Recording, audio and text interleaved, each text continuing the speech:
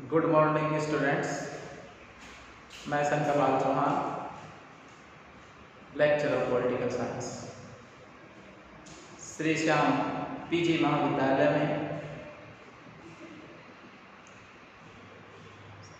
जो online classes चल रही हैं उनमें आपका हार्दिक अभिनंदन किया जाता है। बीए पार्ट सेकेंड ईयर में जो हम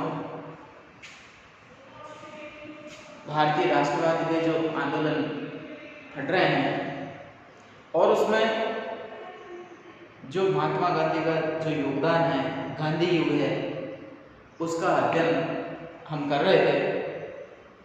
हमने पिछले वीडियो के अंतर्गत ये देखा था कि महात्मा गांधी अंग्रेजों के सहयोगी से असहयोगी क्यों बन गए थे।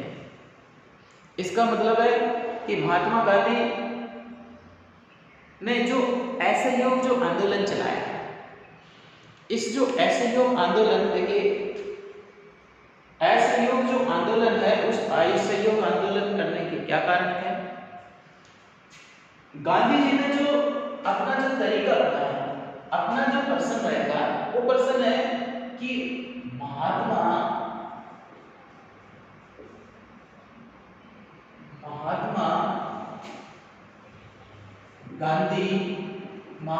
गांधी जी के असहयोग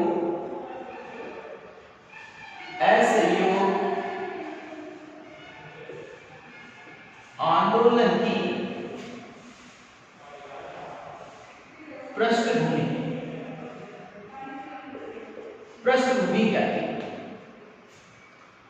तो अभी हमने उससे पहले असहयोग से सहयोग की जो वातावरण की जो स्थिति देखी, हमने ये पढ़ा था कि गांधी जी सहयोगी से असहयोगी क्यों बन गए।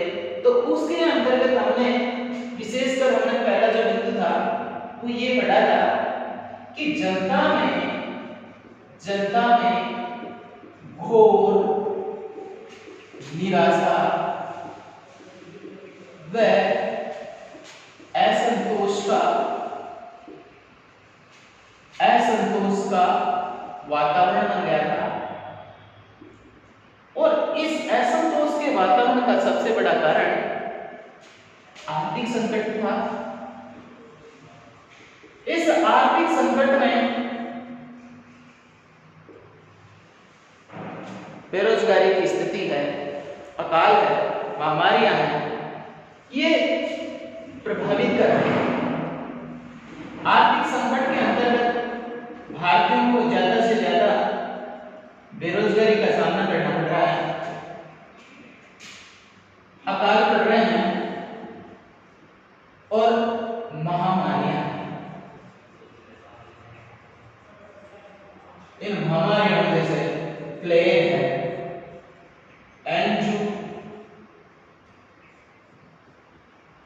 एंजियोफेलिया है, आदि बीमारियां हैं। ये बीमारियां भारतीयों को पूरी तरह से क्या कर रही हैं, समस्याओं से ग्रसित बना रही हैं। और इसी की वजह से अंग्रेजी शासन इनको राहत न दे करके उन पर और भी दमनात्मक नीति की जो कार्य है वो कर रहा है। दूसरा कारण हमने देखा रोलेट एक्ट, जिसको भारतीय इतिहास के काला कानून की संज्ञा दी, और ये 18 मार्च 1919 को लागू किया गया। तो इसमें भी भारतीयों को पूरी तरह से असंतोष का वातावरण और निराशा का वातावरण पैदा हुआ, क्योंकि जहां ये अधिकार मांग रहे थे, जहां पर इनको स्वशासन प्राप्त होना चाहिए था, वहां पर इन पर जो दमनात्मक नीति अपनाई जा रही है, दमनात्मक नीति। और अधिकार, कौन से अधिकार की बात कर रहे हैं हम? स्वतंत्रता की। और यहां पर मिल रहा है दमनात्मक अत्याचार। इसकी वजह से उनको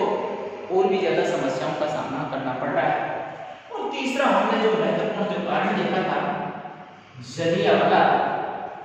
जलियांवाला हत्याकांड।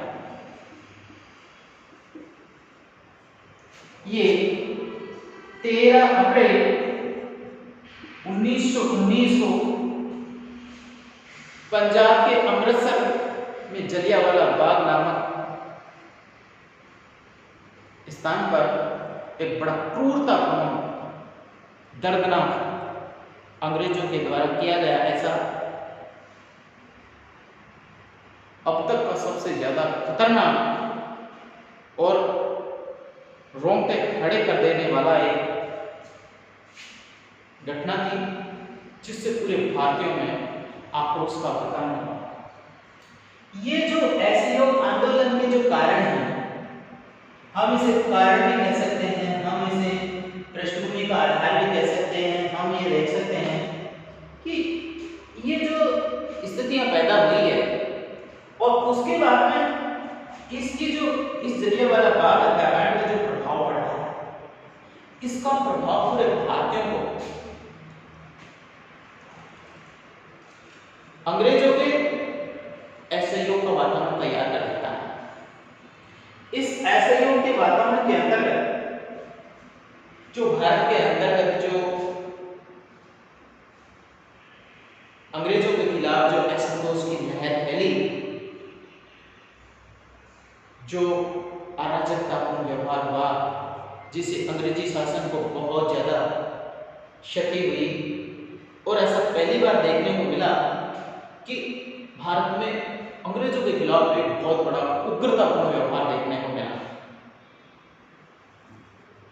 जगह जगह पर हिंसाएं हुई, जहां में जो अंग्रेजी शासन के जो सरकारी ऑफिस थे, सरकारी जो भी थी, उसका पूरी तरह से विरोध किया गया, हिंसा का प्रदर्शन हुआ। तो इसको करने के लिए अंग्रेज सरकार ने इसकी जांच के लिए एक जांच कमेटी बनाई, और ये जांच कमेटी हंटर की अध्यक्षता में बनी, जिसको हम हंटर कमेटी के नाम से भी जानते हैं। ये हंटर कमेटी ने जब भारत की जो गठित होने वाली तात्कालिक जो स्थितियां थी उसकी समीक्षा की, और उसकी समीक्षा के बाद में अपनी जो रिपोर्ट दी, उस रिपोर्ट के अंतर्गत डायर, जनरल डायर को सत्यनिष्ठा से कर्तव्यनिष्ठता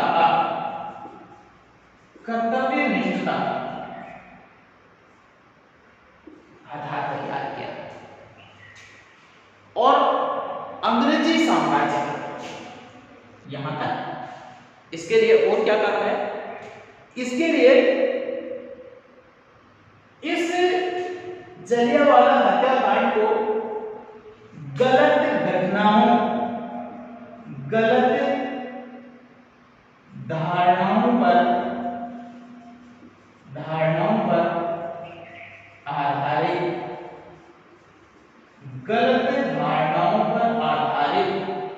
घटना की संज्ञा ली, और अंग्रेजी शासन, अंग्रेजी साम्राज्य, यहां तक एक जो आंग्ल देश है, उसने तो आंग्ल साम्राज्य का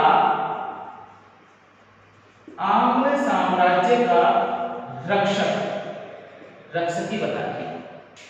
डायर को यह कह दिया कि ये आंग्ल साम्राज्य का क्या है? रक्षक है। इसकी रिपोर्ट आने के बाद एक से एक बढ़कर के अत्याचार भारतीयों पर देखने को मिल रहा है। अंग्रेज क्रूर बनते जा रहे हैं।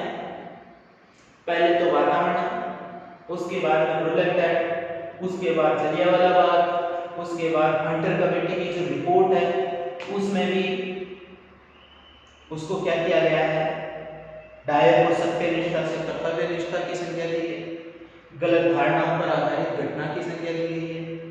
आंग्ल प्रेस ने तो आंग्ल साम्राज्य का रक्षक ही डायल को घोषित कर दिया और डायल को पूरी तरह से एक सार्वजनिक समारोह के अंतर्गत आंग्ल साम्राज्य का रक्षक बताते हुए उसे तलवार रोबेट की गई, उसे तलवार दी गई कि वास्तव में जो नीति अपनाई है डायक ने वो वास्तव में भारतीयों के साथ में जो नीति अपनाई वो बहुत ही अच्छी नीति थी और इस नीति के कारण भारतीयों के अंतर्गत पूरी तरह से एक जो अंग्रेजों की तरफ से इसको प्रोत्साहन मिल रहा है और भारतीयों पर होने वाला जो इस प्रकार का जो प्रभाव है इस प्रभाव से पूरी तरह से भारतीयों में हताशा और निराशा का वातावरण है। इस असंतोष और आक्रोश के वातावरण ने अंग्रेजी साम्राज्य के लिए एक अराजकतापूर्ण व्यवहार कर दिया, एक अराजकतापूर्ण वातावरण तैयार किया गया और इस अराजकतापूर्ण व्यवहार होने के कारण भारत के अंतर्गत भी कुछ ऐसी स्थितियां पैदा हुई है जिसमें सबसे पहले विशेष रूप से आपको बता दें, सबसे पहले जो हमारे भारत के अंतर्गत जो कार्य हुआ उस कार्य के अंतर्गत जो हमारे भारत के जो राष्ट्रवादी नेता थे वो राष्ट्रवादी नेता अंग्रेजों के जो कुछ सहयोगी बने हुए थे उस सहयोगी से वो क्या किया गया, असहयोगी की नीति की ओर आकर्षण हुए। इसके अलावा यहाँ पर वो एक ऐसी समय और परिस्थितियों का इंतजार कर रहे थे कि ऐसा एक समय तय किया जाए जिसे अंग्रेजी शासन के खिलाफ पूरी तरह से एक खतरनाक तरीके से विरोध किया जा सके, जिस विरोध से भारत में जो युवा शक्ति है उस युवा शक्ति का सकारात्मक और सटीक तरीके से जो कार्य किया जाए उसको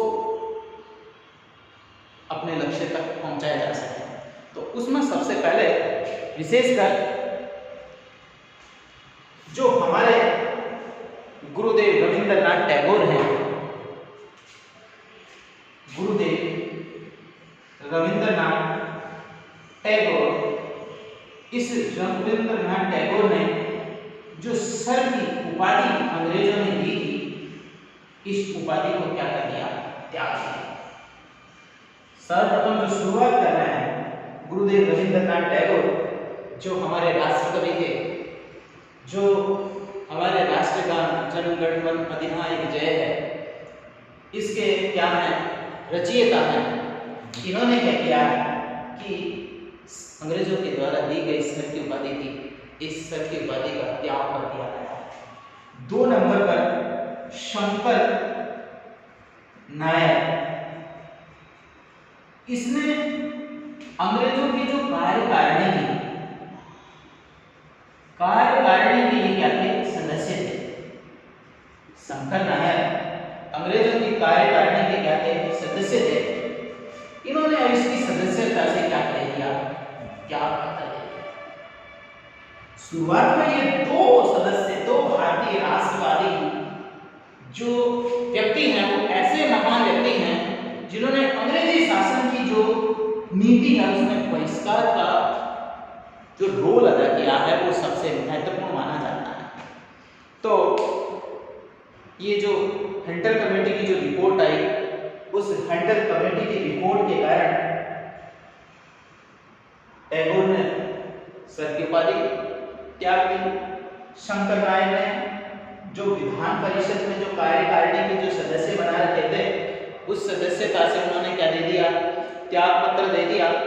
और उसके बाद जो स्थिति बनी और भी ज्यादा आक्रोशपूर्ण स्थितियां बन गई और आक्रोशपूर्ण स्थितियां बनने से जो भारत के अंतर्गत जो आधार तैयार हुआ उस आधार को हम निम्न शब्दों में और भी स्पष्ट कर सकते हैं।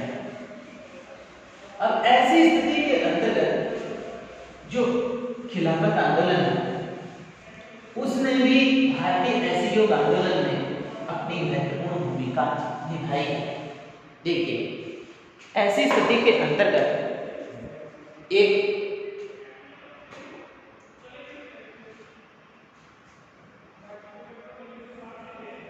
खिलाफत खिलाफत आंदोलन। खिलाफत आंदोलन, ये खिलाफत आंदोलन 1919 में हुआ। देखिए, एक संधि हुई थी, उसका नाम है सेवर्स की संधि। सेवर्स की संधि। और सेवर्स की संधि किस किस के बीच में हुई थी? ये हुई थी ब्रिटेन और टर्की के बीच में। ब्रिटेन और टर्की के बीच में। ब्रिटेन और टर्की के बीच में सेवर्स की संधि। इस सेवर्स की संधि के अंतर्गत ब्रिटेन ने टर्की से यह समझौता किया। टर्की के अंतर्गत क्या होता है? टर्की के अंतर्गत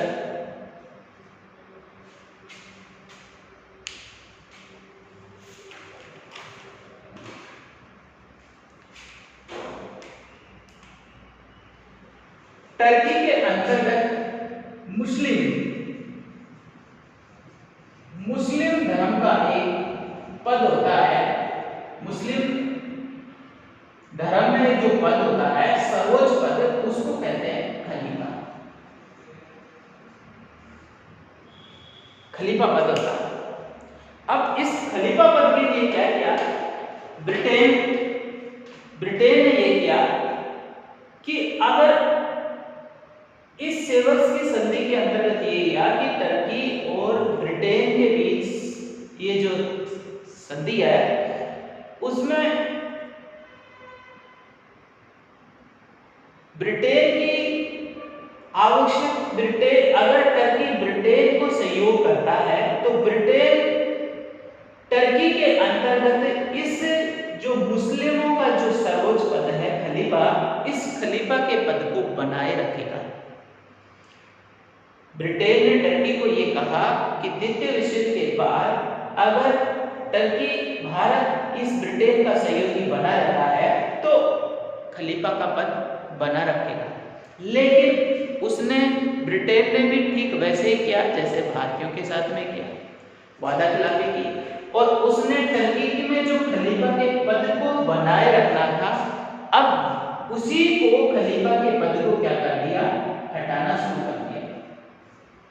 खलीफा के पद को यहाँ पर क्या किया गया, हटाया गया। किसके द्वारा? ब्रिटेन के द्वारा। ब्रिटेन के द्वारा हटाया गया है। और टर्की के अंतर्गत ये एक सबसे बड़ा महत्वपूर्ण है। और आपको पता है कि मुस्लिम धर्म के अंतर्गत जो कुछ लोग हैं वो जिहादी प्रवृत्ति के होते हैं, वो अपने पद को बनाए रखने के लिए किसी भी सीमा तक जा सकते हैं। तो यहाँ पर जो खलीफा के पद को बनाए रखा जा रहा है, जो वादा था, उस वादा को ब्रिटेन सरकार ने नहीं निभाया। इसकी वजह से टर्की के जो मुस्लिम लोग हैं उनमें में असंतोष व्याप्त हो गया। और इन मुस्लिम लोगों का प्रभाव कहां पर पड़ा है? भारतीय मुसलमानों पर भी पड़ा है, क्योंकि ये भी लोग भारतीय और टर्की के मुस्लिम लोग हैं, खलीफा के पद को बनाए रखना चाहते हैं। ये क्या करना चाहते हैं? खलीफा के पद को बनाए रखना चाहते हैं, जबकि ब्रिटेन ने खलीफा के पद को क्या कर दिया, हटा दिया है। ऐसी स्थिति के अंतर्गत ये जो महात्मा गांधी हैं, इस खिलाफत आंदोलन में हिंदू और मुस्लिम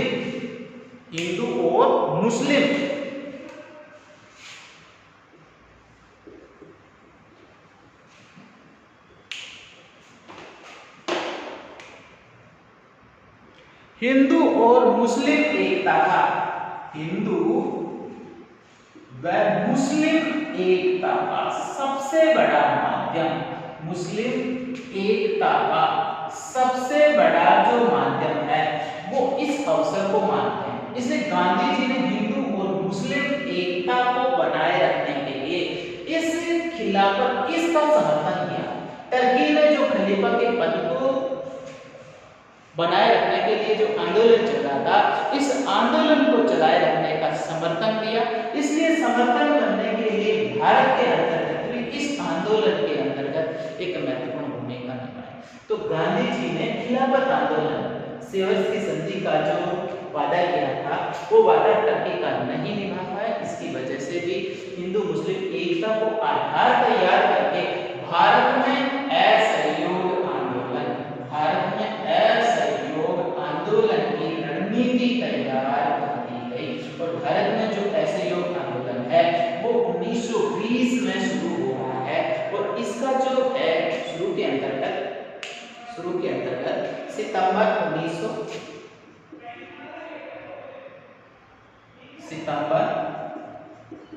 1920 के अंतर्गत, सितंबर 1920 के अंतर्गत क्या किया गया?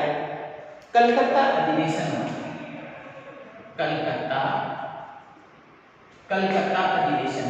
ध्यान देना, ये सबसे बड़ा महत्वपूर्ण प्रश्न है और कई परीक्षाओं में भी पूछा गया है। और ये पूछा गया है कि असहयोग आंदोलन का जो निर्णय था वो कौन से अधिवेशन में लिया गया? वो था कलकत्ता अधिवेशन में। पहला अधिवेशन है कलकत्ता अधिवेशन, जो कब हुआ? सितंबर 1920 में हुआ था।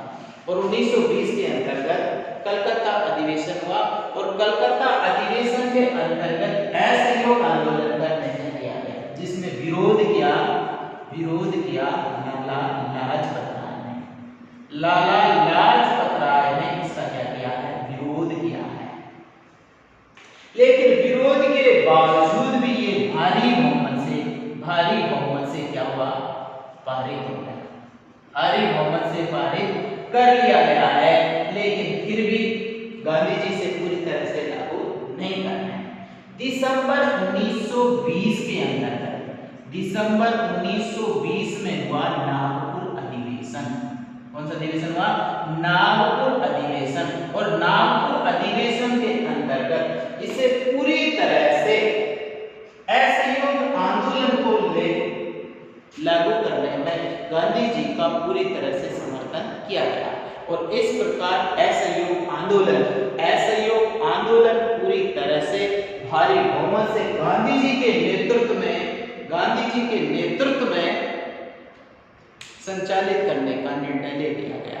इसलिए भारतीय राष्ट्रीय कांग्रेस का जो अधिवेशन हुआ, उस अधिवेशन के अंतर्गत असहयोग आंदोलन को संचालित करने के लिए गांधी जी को पूरी तरह से स्वीकृति दे दी गई। और इस प्रकार गांधी जी ने असहयोग आंदोलन की पृष्ठभूमि तैयार कर दी है। तो देखिए, हम देखते हैं गांधी जी के असहयोग आंदोलन के अंतर्गत जो रणनीतियां अपनाई है, उस रणनीतियों के अंतर्गत खिलाफत आंदोलन है।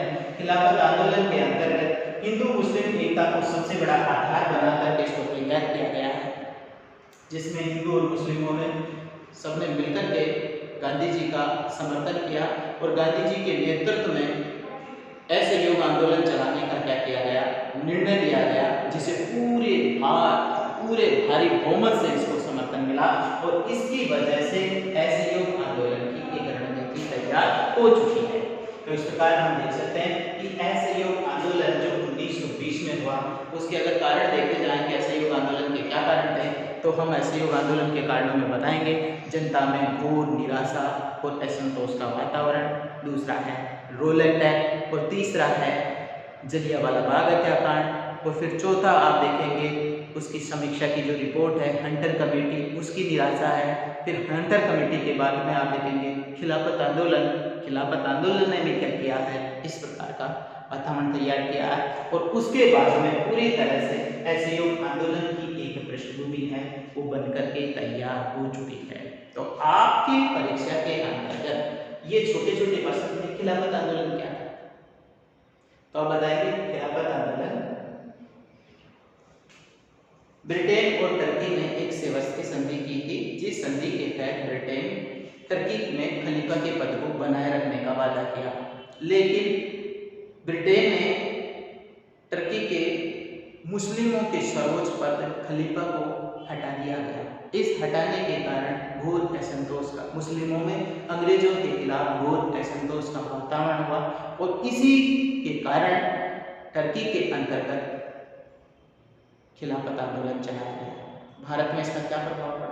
महात्मा गांधी ने हिंदू मुस्लिम एकता को बढ़ावा देने के लिए खिलाफत आंदोलन का क्या किया? समर्थन किया और इस समर्थन देने के कारण मुस्लिमों का भी असहयोग आंदोलन में जो सहयोग लेकर के अंग्रेजी शासन को एक बहुत बड़ी जो सत्याग्रह थे उस सत्याग्रह को आगे बढ़ाने का कार्य किया था। तो इस खिलाफत आंदोलन का भी योगदान माना जाता है और इसके अंतर्गत हम देखें असहयोग आंदोलन की जो रणनीति थी वो कौन से हैं। तो आप बताएंगे कि असहयोग आंदोलन के सबसे पहली जो रणनीति थी वो कलकत्ता अधिवेशन सितंबर 1920 में की गई। इसका विरोध किसने किया था? लाला लाजपत राय ने। लेकिन फिर भी ये भारी बहुमत से पारित किया गया था और निश्चित रूप से इसे लागू करने के अंतर्गत पूरी तरह से लागू करने में जो दिसंबर 1920 है नागपुर अधिवेशन में उसको पूर्णतः स्वीकृति दे दी गई, भारी बहुमत से स्वीकृति दे दी गई कि गांधी जी के नेतृत्व में असहयोग आंदोलन पूरे भारत में चलाया जाएगा और इस पूरे भारत के अंतर्गत गांधी जी के नेतृत्व में पूरे जो अंग्रेजी शासन है उसके खिलाफ एक रणनीति तैयार की जाएगी। तो हमने असहयोग आंदोलन की पृष्ठभूमि देखी। आपका प्रश्न यही आएगा कि असहयोग आंदोलन के क्या कारण थे, उसकी पृष्ठभूमि कैसे तैयार हुई थी। ठीक है, तो आपने इस चीज को देखा कि असहयोग आंदोलन में असहयोग आंदोलन के क्या कारण थे। असहयोग आंदोलन के अंतर्गत ये जो दो चीजें हैं, सेवर्स की संधि क्या थी, इस हिंदू मुस्लिम एकता का सबसे बड़ा आधार कैसे तैयार हुआ था, ये खिलाफत आंदोलन का आधार कैसे तैयार हुआ, ये सहयोगी से असहयोगी कैसे बन गए थे, हैं? तो इसी आधार पर हम क्या कर सकते हैं, भारतीय असहयोग आंदोलन की जो भूमिका है इसको हम अपने शब्दों में प्रकट कर सकते हैं। हम आगामी स्थिति के अंतर्गत हम देखेंगे कि भारतीय जो असहयोग आंदोलन था महात्मा के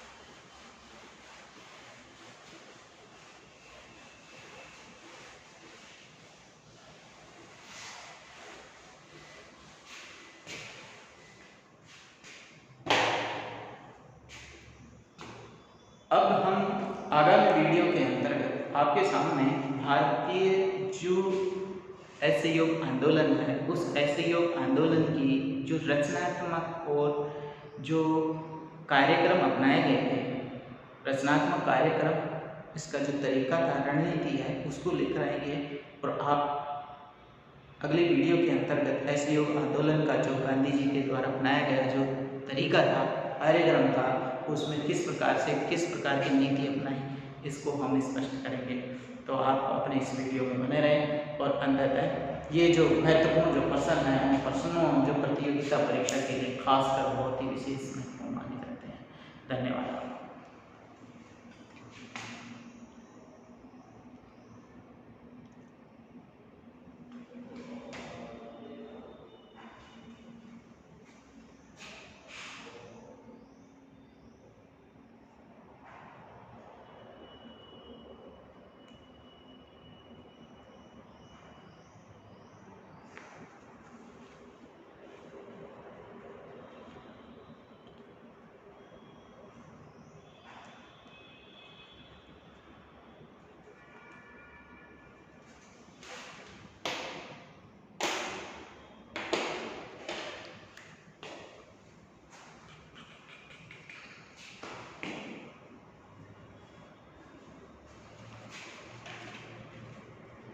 तो